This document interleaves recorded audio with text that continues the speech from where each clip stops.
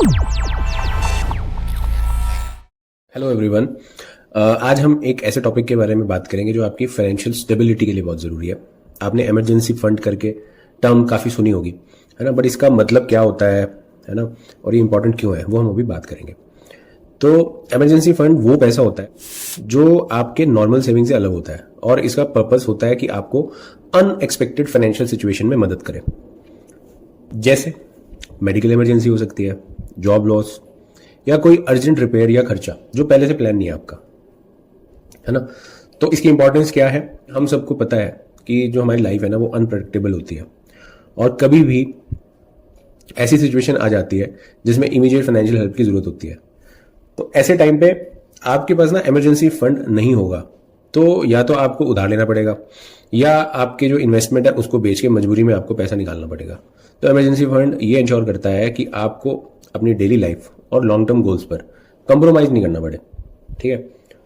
अब how much emergency fund should you have, okay, कितना होना चाहिए आपके पास इमरजेंसी फंड? तो कम से कम एक जनरल रूल मैं आपको बता देता हूँ कि 3 से 6 महीने के जो आपके एक्सपेंसेस है ना, जैसे मान लीजिए 1 लाख रुपए आपका खर्चा है महीने का, तो आपका जो फंड होना चाहिए ना वो 1 लाख इंटू 6, मिनिमम 6 लाख रुपए आपके पास होना चाहिए, ठीक है।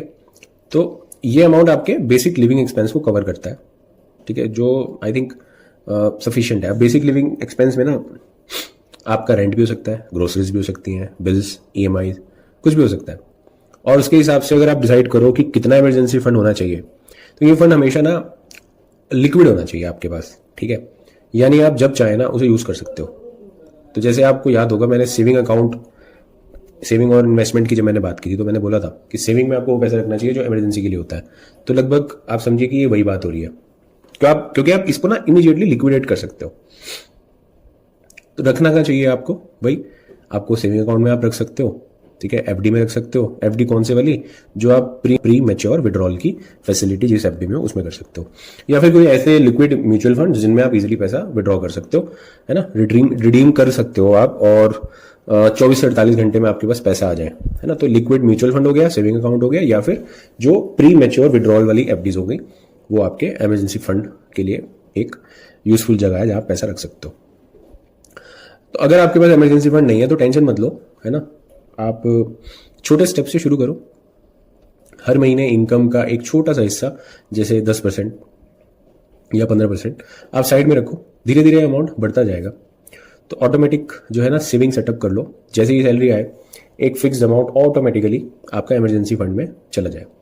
इससे आप बिना सोचे अपने फंड बिल्ड कर सकते हो, राइट।